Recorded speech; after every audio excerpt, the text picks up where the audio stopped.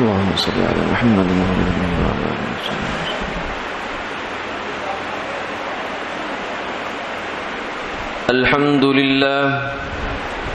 الحمد لله نحمده ونستعينه ونستغفره ونؤمن به ونتوكل عليه ونعوذ بالله من شرور أنفسنا ومن سيئات أعمالنا من يهده الله فلا مضل له ومن يضلله فلا هادي له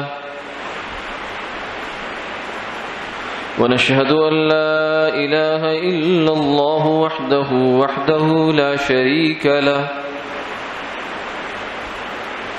ونشهد أن سيدنا وسندنا وحبيبنا وشفيعنا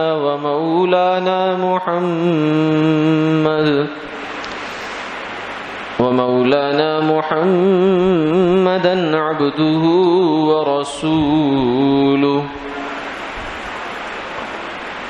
المبعوث إلى الأسود والأحمر المنعوت بشرح الصدر ورفع الذكر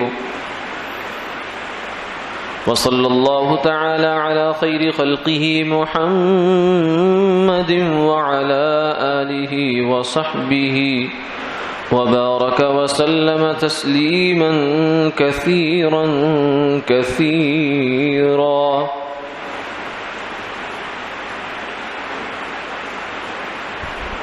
أما بعد فقد قال النبي صلى الله عليه وسلم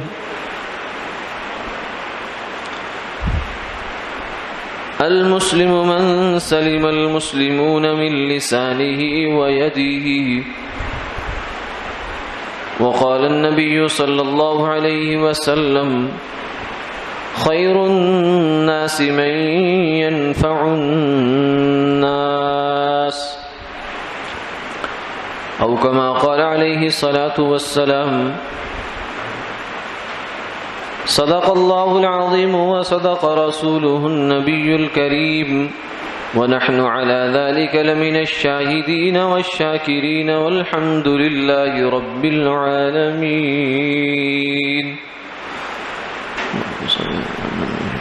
اللهم اغفر لي واغفر لي. اللهم صل على محمد.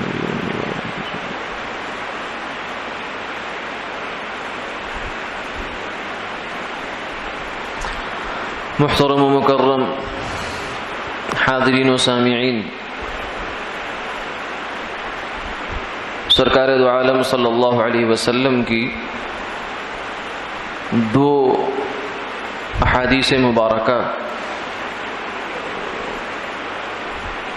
تلاوت کرنے کی سعادت حاصل ہوئی ہے. اللہ رب العزت کے حضور دعا ہے کہ اس کے اندر جو پیغام آقا علیہ الصلوۃ والسلام نے ہمیں دیا ہے اس کو سمجھنے کی توفیق عطا فرمائیں اور پھر اس کو عمل میں لانے کی بھی توفیق عطا فرمائیں. پہلی حدیث مبارکہ میں آپ صلی اللہ علیہ وسلم نے ارشاد فرمایا کہ مسلمان کون ہے؟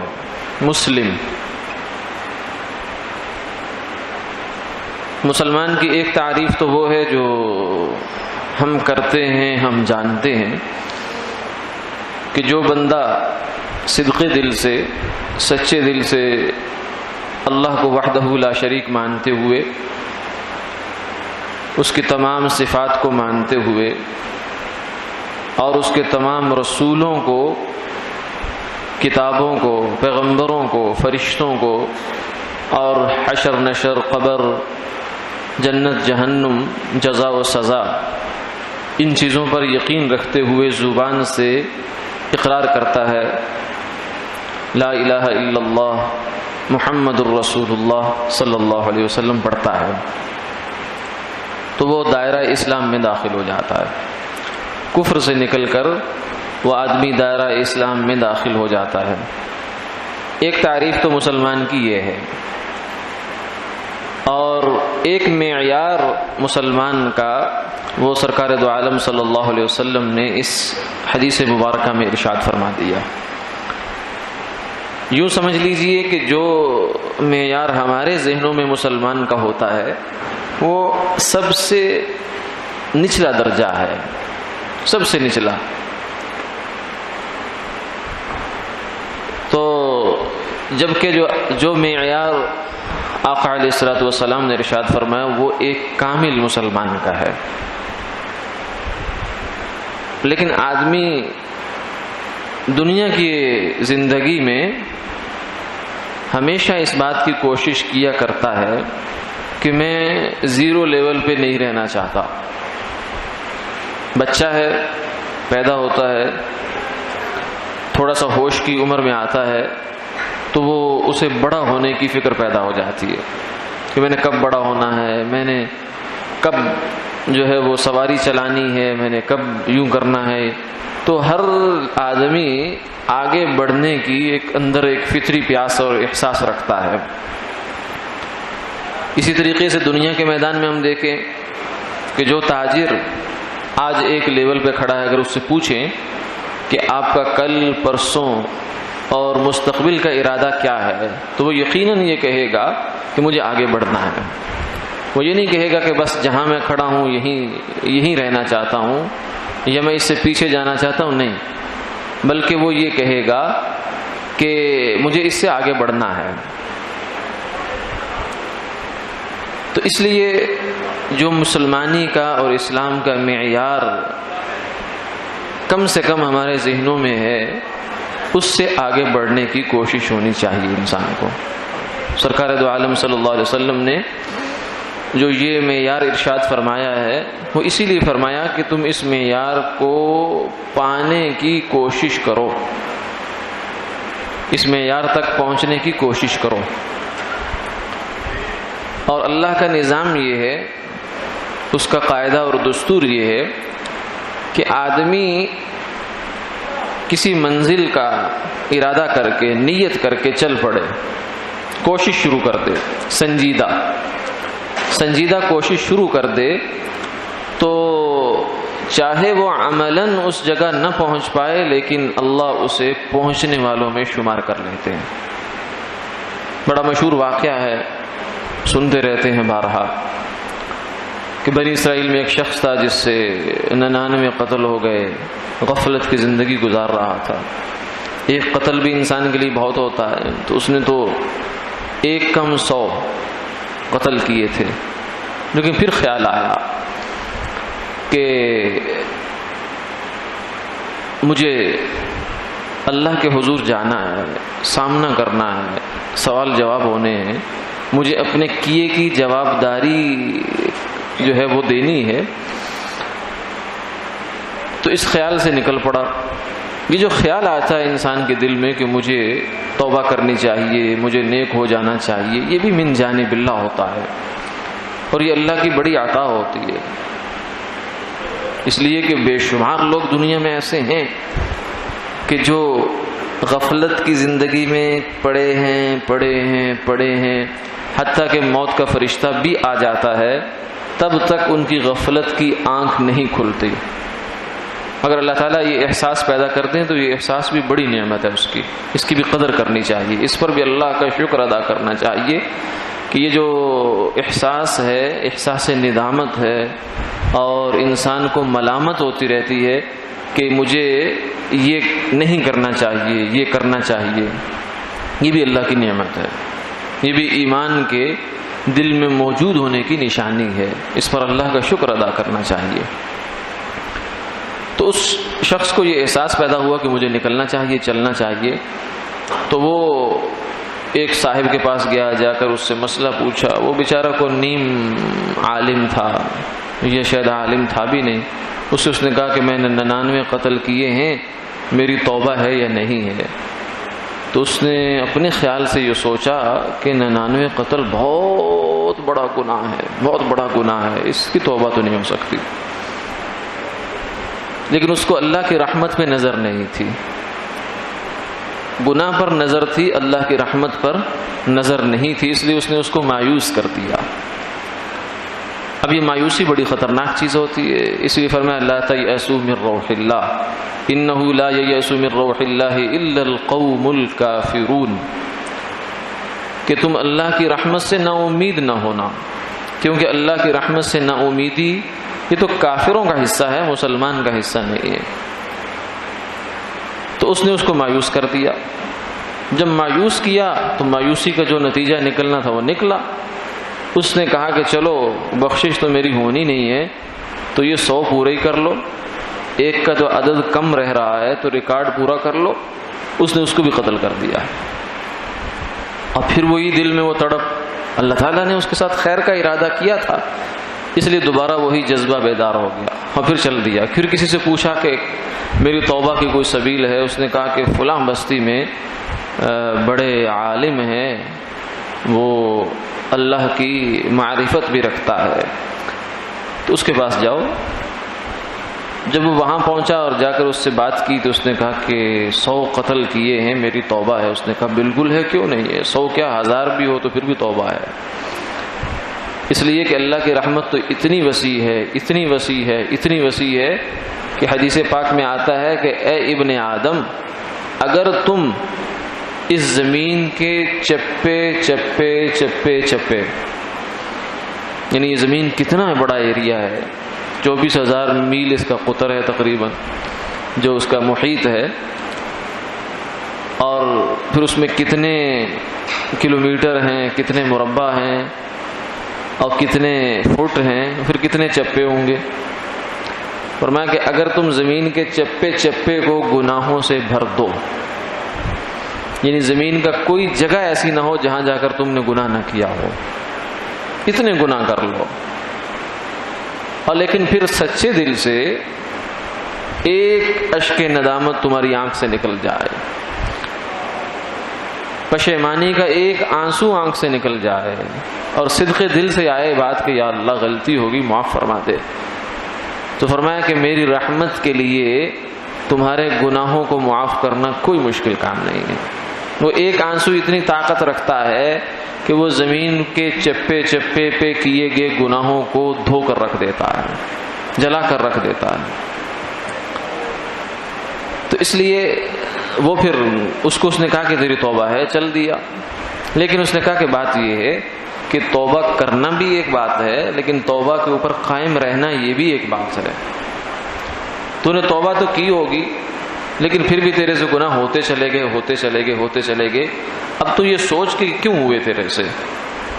پھر اس نے خود ہی کہا کہ بھائی دیکھو، ماحول انسان کو برا بھی بنا دیا کرتا ہے اور ماحول ہی انسان کو اچھا بھی بنا دیا کرتا ہے۔ تو جس بستی میں، جس علاقے میں تو رہتا ہے، یہ علاقہ اچھے لوگوں کا نہیں ہے، ماحول اچھا نہیں ہے، اس کو بدلو اور فلاں بستی میں چلے جاؤ، وہاں جا کے تو اچھا رہے گا، توبہ تیری قائم رہے گی۔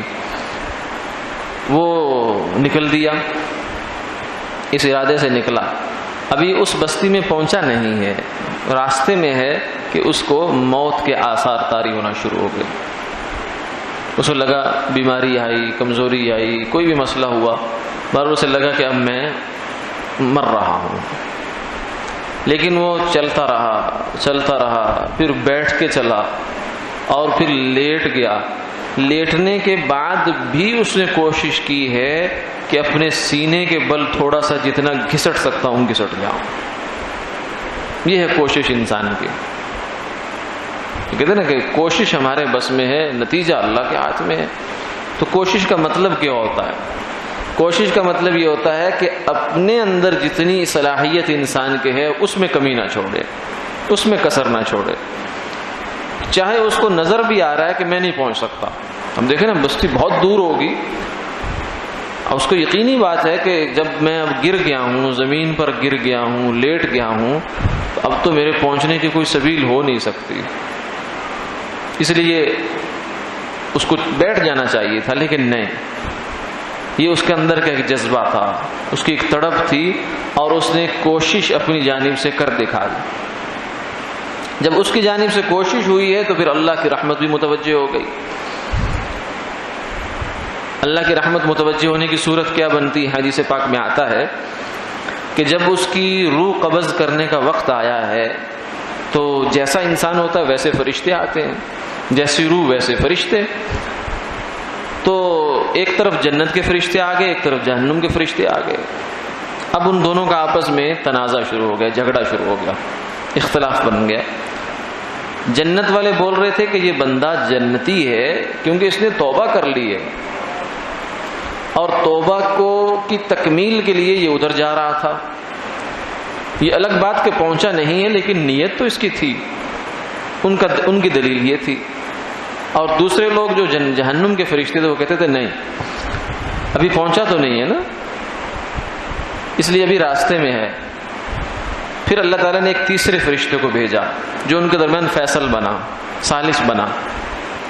اس فرشتے نے کہا کہ یہ کرو کہ چلو دونوں کی دلیل معقول ہے، اب فیصلے کی صورت یہ ہے کہ دونوں طرف کا فاصلہ ماپ لیا جائے. جس بری بستی سے اپنی بستی سے نکل کر آ رہا تھا اور جس اچھی آبادی میں جا رہا تھا، ان دونوں کے درمیان جتنا فاصلہ ہے اس کو دیکھ لو. اگر قریب ہے اچھی بستی کے تو جنت والوں کا، اگر قریب ہے بری بستی کے تو جہنم والوں کا. تو جب فاصلہ ماپا گیا، یہاں وہ بات جو عرض کر رہا تھا کہ انسان جب اپنی ہمت اور اپنی کوشش میں کمی نہیں چھوڑتا، مایوس نہیں ہوتا. مایوسی پہلی شرط ہے کہ مایوس نہ ہو. حالانکہ وہ شخص مایوس ہو سکتا تھا، جب اس کو موت کے آثار طاری ہوئے تو بیٹھ جاتا وہیں پہ، لیکن مایوس نہیں ہوا، اس نے ہمت نہیں ہاری. مایوسی انسان کی ہمت ہار دیتی ہے، ہمت کو ختم کر دیتی ہے. اور جو امید ہے، اللہ کی رحمت سے امید ہوتی ہے، وہ ہمت کو بندھاتی ہے، ہمت کو بڑھاتی ہے. تو وہ امید لیے ہوئے تھا، مایوسی کو اپنے اوپر نہیں آنے دیا اس نے. اب اس نے کوشش کی ہے، اپنی پوری کوشش کی ہے جتنی اس کے بس میں تھی. اب اللہ کی رحمت دیکھے کیسے متوجہ ہوئی. حدیث پاک میں آتا ہے کہ وہ فی الواقع اصل میں ایسا ہوا تھا کہ وہ ابھی پچھلی بستی کے قریب تھا، اگلی بستی دور تھی. فرض کیا اگر اس دونوں کے درمیان اگر 10 میل کا فاصلہ ہے تو ابھی اس نے 4 میل کا فاصلہ طے کیا تھا، یا 4 میل کچھ گزوں کا فاصلہ طے کیا ہوگا. 5 میل 6 میل ابھی باقی ہے اس کا. وہ پہنچا یہاں تک ہے، لیکن کوشش یہ ہے، کوشش انسان کی جو کام آتی ہے. بس اوقات شیطان آدمی کو مایوس کرا دیتا ہے. او اتنا بڑا کام ہے، تیرے سے کہاں ہو سکتا ہے، تو نے ایسے نیت کر لی ہے، میں 40 روز تکبیر اولیٰ سے نماز پڑھوں گا، تیرے سے کہاں ہو سکتا ہے، تیرے سے ایک دن فجر میں نہیں اٹھا جائے گا. یہ جو پٹی ہے یہ شیطان بڑھاتا ہے، انسان کو مایوس کرتا ہے. اللہ کی رحمت سے مایوس بھی کرتا ہے، اور اللہ کی رحمت کو کھینچنے والے جو ذرائع ہیں ان پر عمل پیرا ہونے سے بھی مایوس کرتا ہے. کہتے تیرے سے نہیں ہو سکتا. آدمی کہتا ہاں یار بات تو ٹھیک کہہ رہا ہے، میرے سے نہیں ہو سکتا، بس بیٹھ جاتا ہے وہ. حالانکہ اللہ تعالیٰ فرماتے ہیں وَأَن لَّيْسَ لِلْإِنسَانِ إِلَّا مَا سَعَىٰ وَأَنَّ سَعْيَهُ سَوْفَ يُرَىٰ ثُمَّ يُجْزَاهُ الْجَزَاءَ الْأَوْفَىٰ، کہ انسان کے بس میں اس کی کوشش ہے. اور آگے فرمایا وَأَنَّ سَعْيَهُ سَوْفَ يُرَىٰ، اللہ اس کی کوشش کو دیکھیں گے، یعنی قدر کی نگاہ سے دیکھا جاتا ہے. نتیجہ انسان کے ہاتھ میں ہے ہی نہیں. ہمارے ہاتھ میں تو کوشش ہے، نتیجہ نہیں ہے.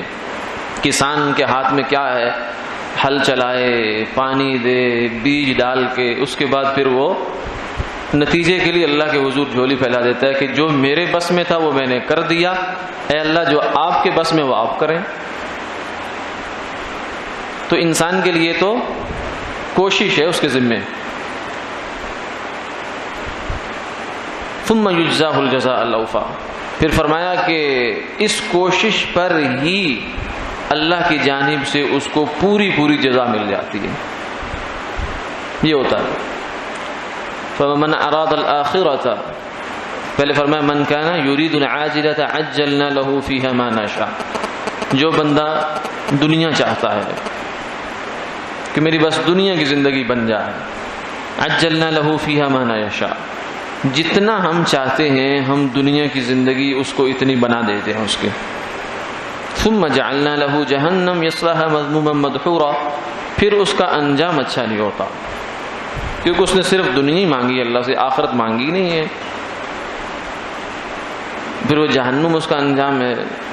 لیکن فرمایا جو ومن اراد الآخرۃ، جو آخرت کا طالب ہے، ارادہ کرتا ہے کہ مجھے یا اللہ آخرت بھی سنور جائے میری، وسعى لها سعيها، اور پھر اس کے لیے کیا کرتا ہے؟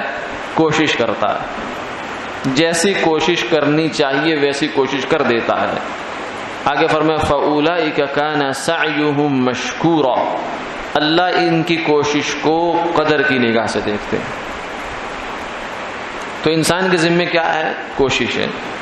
تو اس صاحب نے کوشش کر دکھائی، اب اللہ کی رحمت دیکھے کیسے متوجہ ہوئی، اللہ نے کیسے اس کی سعی کو، اس کی کوشش کو قدر کی نگاہ سے کیسے دیکھا ہے۔ فرمایا کہ اللہ نے اپنا جو نظام ہے اس کو بدل دیا پکڑ کے۔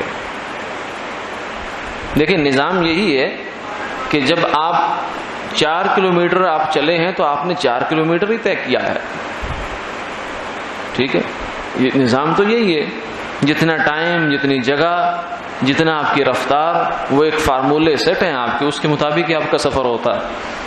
یہ ایک نظام ہے دنیا کا، کائنات کا جو چل رہا ہے۔ لیکن اللہ تعالیٰ نے یہاں اپنا نظام بدل دیا، فرمایا کہ اللہ نے زمین کو حکم دیا کہ تو اگلی بستی کی جانب سے سمٹ جا، زمین کو اللہ نے سکیڑ دیا، یعنی اگر آگے اس کے فاصلہ ابھی 5-6 کلومیٹر کا باقی تھا تو اس کو سمیٹا، حتیٰ کہ پیمائش کرتے کرتے ایک بالش یا ایک ذراع کا فاصلہ جو ہے وہ ادھر کم پڑ گیا، یعنی اگلی بستی جو نیک بستی میں وہ جا رہا تھا اس بستی میں پہنچنے میں اتنا سا فاصلہ اس کے کام آ گیا۔ تو آپ یوں بھی کہہ سکتے ہیں کہ وہ جو اس کی آخری گھسٹنا تھا، سینے کے بل جب گرا ہے نیچے، اور گرنے کے بعد وہ آگے بڑھا ہے، ہمت نہیں ہاری، اس نے کوشش کی انتہا کر دی اس نے اپنی، وسعى لها سعيها، اس کی پوری کوشش کر دی اس نے۔ تو یہی کوشش اس کے کام آ گئی ہے۔ وہ ایک بالش جو بڑا ہے، اللہ نے اسی ایک بالش کو اتنی طاقت دی ہے کہ اس بالش نے زمین سمیٹ دی ہے۔ یہ ہے انسان، یہ اللہ تعالیٰ کے کرم کے بہانے ہیں کہ انسان کچھ کرے، کچھ کر، اللہ کہتے ہیں کچھ کر، ہاتھ پہ ہاتھ دھر کے نہ بیٹھ، کچھ کوشش کر تو آگے نتیجہ ہم دیں گے۔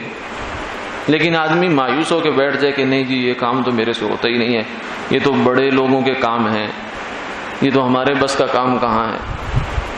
نیک ہو جانا، سچا اچھا تاجر بن جانا، دیانت داری کے ساتھ ملازمت کرنا، اور اچھے اخلاق کے ساتھ جو ہے گھر میں رہنا، بیوی بچوں کے ساتھ، رشتہ داروں کے ساتھ معاملات اچھے طریقے سے چلانا، یہ ہمارے بس میں کہاں ہے، یہ تو بڑے لوگوں کے کام ہیں، یہ تو نیک لوگوں کے کام ہیں، نبیوں کے کام ہیں، بزرگوں کے کام ہیں، اولیوں کے کام ہیں، ہمارے بس کا کام نہیں ہے۔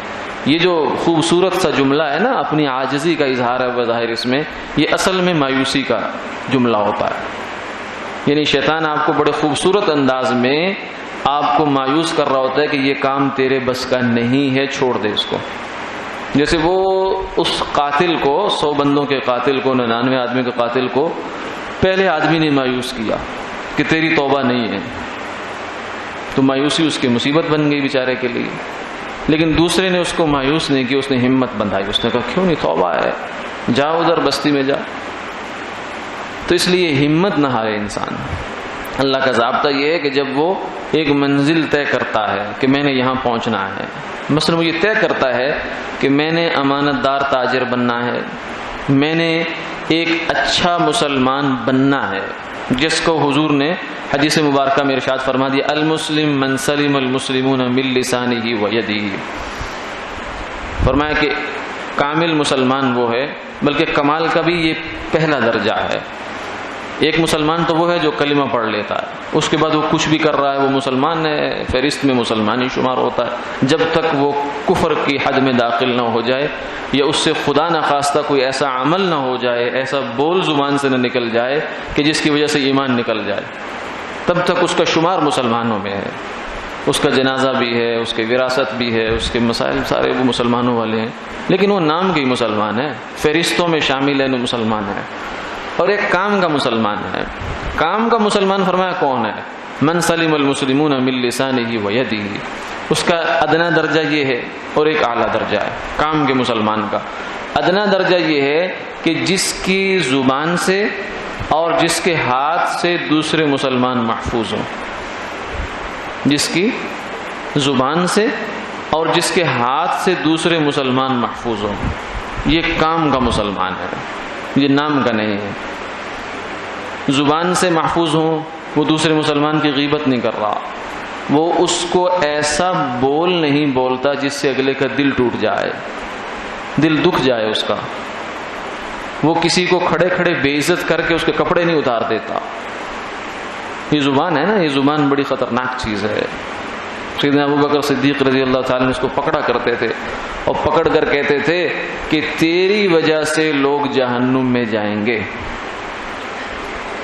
یہ جسم کا سب سے نرم حصہ ہے، لیکن سب سے سخت بول دیتی ہے، ایسا کاری زخم لگاتی ہے کہ عرب شاعر نے ایک نے کہا جراحت السنان لها التیام ولا یلتام ما جرح اللسان۔ اس نے کہا کہ نیزے کا زخم، نیزہ لگتا ہے تو کتنا بڑا زخم لگتا ہوگا، تو نیزے کا زخم تو بھر جاتا ہے وقت کے ساتھ ساتھ، لیکن زبان کا زخم نہیں بھرتا۔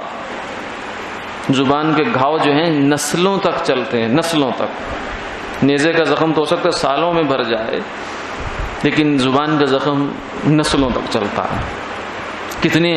کتنے جملے، کتنے کمنٹس ایسے ہوتے ہیں جو ہم اپنی میموری میں رکھتے ہیں اور آگے اپنی نسلوں کو بھی دے دیتے ہیں کہ فلاں نے فلاں موقع پر ہمارے بارے میں یہ کہا تھا۔ اب وہ بول دیا اس نے، زبان کی بے احتیاطی کر دی، اب وہ زخم لگا دیا، زخم چل رہا ہے اس کا۔ تو یہ زبان بڑی، یہ نیکیوں کی مشین بھی ہے اور نیکیوں کو جلانے کے لیے دیا سلائی کا کام بھی کرتی ہے۔ نیکیاں کماتی بھی بڑی آسانی سے، سب سے آسان نیکی زبان کی ہے۔ اب بیٹھے بیٹھے سبحان اللہ، الحمدللہ، لا الہ الا اللہ، اللہ اکبر، استغفر اللہ، درود پاک پڑھتے رہے، نیکیوں کی مشین لگ جائے گی، نیکیوں کے انبار لگ رہے ہیں۔ لیکن ایک بول کسی کے خلاف ایسا بول دیا تو جناب وہ یہی زبان اس سارے کو بھسم کر دے گی۔ تو اس لیے فرمایا پہلی بات یہ کہ اس کی زبان سے دوسرا مسلمان محفوظ ہو، زبان کا کنٹرول۔ کام کا مسلمان بننے کے لیے، اچھا مسلمان بننے کے لیے بنیادی بات ہے زبان کو کنٹرول کرنا۔ جس کی زبان قابو میں نہیں ہے وہ اچھا مسلمان نہیں ہے، چاہے وہ تہجد گزار ہے، چاہے وہ صدقوں کے انبار لگا دیتا ہے، زبان قابو میں نہیں، اچھا مسلمان نہیں ہے وہ۔ اور دوسری چیز یدی، اس کے ہاتھ کی دسترس سے، ظلم سے، زبان کے بول سے، زبان کے ظلم سے، زبان کے بول سے دوسرے مسلمان کو تکلیف نہ پہنچے، اور پھر ہاتھ سے اس کے کسی ظلم سے دوسرے مسلمان کو تکلیف نہ پہنچے۔ ہاتھ کی تکلیف کیسی ہے؟ راہ چلتے چلتے اس نے جناب راستے میں کوڑا پھینک دیا، اس کے اندر کوئی ایسی چیزیں بھی ہیں، اندھیرے میں دوسرا آدمی وہاں سے گزرا ہے اور اس کا پاؤں اس پر آیا ہے، اس بیچارے کے کپڑے سارے خراب ہو گئے۔ اب ظاہر ہے کہ اس کے جواب میں اس کی زبان سے کوئی بہت مٹا ہوا، کوئی کروڑوں میں سے کوئی ایک آدمی ہو جو کہے کہ چلو کوئی بات نہیں، غلطی ہوگی، ورنہ پہلا تاثر کیا نکلے گا؟ بد دعا نکلے گی۔ اس لیے فرمایا اتقوا اللاعنین، دو لعنت والی چیزوں سے بچا کرو۔ صحابہ نے پوچھا یا رسول اللہ وہ کون سی ہیں؟ فرمایا کہ ایک تو راستے میں پیشاب کرنا، ٹھیک ہے، پیشاب سے ان تکلیف دہ چیز کوئی بھی پیش کر دینا جس سے دوسرے مسلمان کو تکلیف ہو رہی ہے، یہ اس نے اپنے عمل سے ایسا کام کر دیا۔ کئی وہ لوگ اچھے بھلے لوگ ہوتے ہیں، گھر کا کوڑا کرکٹ نکالیں گے اور گاڑی میں یا موٹر سائیکل میں جاتے جاتے کہیں پھینک دیں گے۔ یہ ایک دوسرے مسلمان کو اذیت دی ہم نے۔ گھر کا گیراج یا صفائی کی دھو دیا، سڑک پہ پانی پھیلا دیا، اس کو سنبھالنے کا کوئی نظم نہیں ہے، سڑک بھی ٹوٹے گی، گزرنے والوں کے کپڑے بھی خراب ہو رہے ہیں، اور کوئی اس سے پھسل بھی سکتا ہے، گر بھی سکتا ہے، ہڈی بھی ٹوٹ سکتی ہے اس کی۔ یہ ہمارے عمل کی تکلیفیں ہوتی ہیں جو ہمیں پتہ ہی نہیں، ہم سمجھتے ہیں کہ ہم بڑے اچھا کام کر رہے ہیں، لیکن عمل سے دوسرے مسلمان کو تکلیف دے رہے ہیں۔ پڑوسی ہے ہماری کسی عمل سے، ہم جناب رات بھر اونچی آواز سے کوئی چیز لگا کے سن رہے ہیں، ہم اپنے گھر میں ہیں نا، لیکن وہ بیچارہ بیمار ہے، اس کو تکلیف ہے، تو یہ ہمارے عمل کی تکلیف ہے جو دوسرے مسلمان کو تکلیف پہنچا رہی ہے۔ اس لیے کامل مسلمان یہ نہیں ہو سکتا۔ اسی لیے سرکار دو عالم صلی اللہ علیہ وسلم نے فرمایا کہ وہ آدمی مومن نہیں، وہ آدمی مومن نہیں، وہ آدمی مومن نہیں۔ صحابہ نے پوچھا یا رسول اللہ کون آدمی ایسا؟ فرمایا جس کا پڑوسی اس کی شر سے محفوظ نہ ہو وہ مومن نہیں ہے، مسلمان نہیں ہے۔ تو یہ کامل مسلمان کا پہلا درجہ ہے۔ اگر آدمی اس درجے میں فائز ہے تو اللہ کا شکر ادا کرے، اگر نہیں ہے تو مایوس نہ ہو، اگر نہیں ہے تو نیت کرے اور اللہ سے دعا مانگے اور اس کے لیے کوشش شروع کر دے، جیسا کہ کوشش کی تھی اس آدمی نے جو 100 آدمیوں کا قاتل تھا، اور اس کی کوشش اس کو جنت میں لے گئی۔ پہنچا نہیں ہے، عملاً نہیں پہنچا، لیکن سنجیدہ کوشش اللہ کے ہاں لکھی جاتی ہے۔ پھر اس کے بعد اگلا درجہ کامل مسلمان کا جو اعلیٰ درجہ ہے وہ کیا ہے؟ فرمایا وہ ہے خیر الناس من ينفع الناس، خیر الناس من ينفع الناس۔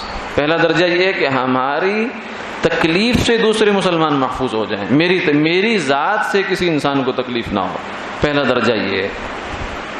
تمام عمر اسی احتیاط میں گزری کہ یہ آشیانہ کسی شاخ نازک پہ بار نہ ہو، میری وجہ سے، میرے کسی رویے کی وجہ سے، میرے کسی بول کی وجہ سے، میرے کسی کام کی وجہ سے دوسرے مسلمان کو تکلیف نہ ہو۔ یہ ادنا درجہ ہے کامل مسلمان کا۔ اور پھر اعلیٰ درجہ کیا ہے؟ فرمایا خیر الناس من ينفع الناس، کہ جو بندہ دوسروں کے لیے نفع مند بن جائے، دوسروں کے لیے، پہلا وہ ہے جو تکلیف سے بچاتا ہے، دوسرا وہ ہے جو دوسروں کے لیے راحت کے سامان پیدا کرتا ہے، وہ دعائیں لیتا ہے۔ پہلا وہ ہے جو بد دعاؤں سے بچ رہا ہے، بس آہوں سے بچ رہا ہے، صرف اتنا کام کر رہا ہے اور کچھ نہیں کر رہا، مثبت کوئی کام نہیں کر رہا، صرف منفی چیزوں سے بچ رہا ہے کہ مجھے کسی کی لعن طعن نہ ملے، کسی کی بد دعا نہ ملے، کسی کی آہ نہ لگ جائے، مجھے اس سے بچ رہا ہے۔ اور دوسرا وہ ہے جو دعائیں لینے کی کوشش کرتا ہے، غریبوں کی مدد کرتا ہے، یتیموں کے سر پہ ہاتھ رکھتا ہے، پڑوسیوں کی خبر گیری رکھتا ہے، رشتہ داروں سے اچھا سلوک کرتا ہے، بیوی بچوں کے ساتھ نرم رویہ رکھتا ہے، گاہک کو اللہ کی نعمت سمجھتا ہے۔ وہ تاجر جو دکان پر بیٹھتا ہے وہ سمجھتا ہے کہ گاہک اللہ نے میرے پاس میرا رزق دے کر ایک انسان کو بھیجا ہے، یہ نعمت ہے اللہ کی میرے لیے، اس نعمت کا استحصال نہیں کرتا، اس کو اللہ کی نعمت سمجھ کے اس کی قدردانی کرتا ہے۔ ملازمت ہے، اگر اس نے روزی کا ذریعہ کہیں لگا رکھا ہے تو اس روزی کے ذریعے کو دوسروں کے لیے مفید بنانے کی کوشش کرتا ہے۔ یہ نہیں ہے کہ بیٹھا ہوا ہے اور لوگ باہر جو ہیں قطار میں لگے ہوئے ہیں اور یہ اندر گپ شپ چل رہی ہے، اچھا جی ٹھہر جاؤ ابھی دیتے ہیں تمہیں، کئی دفعہ دیکھنے میں آتا ہے۔ تو یہ نہیں، یہ لوگوں کے لیے تکلیف بن رہی ہے۔ راحت کا سامان یہ ہے کہ جو آدمی، کوئی غریب آیا، کوئی محتاج آیا، کوئی بوڑھا آیا، جیسا کیسا آیا، اس کو پہچان کر آدمی اس کی دعائیں لینے کی کوشش کرے۔ یہ ہے کامل مسلمان کا سب سے اعلیٰ درجہ کہ دوسروں کے لیے انسان نفع مند بن جائے۔ یہ تو بہت اچھی بات ہے، نیت اس کی ہونی چاہیے، ورنہ پچھلا درجہ تو کم سے کم مطلوب ہے کہ ہمارے سے کسی کو تکلیف نہ ہو اور ہمارے نامہ اعمال میں کسی کی بد دعا اور آہ نہ آ جائے۔ اللہ تعالیٰ عمل کی توفیق عطا فرمائے۔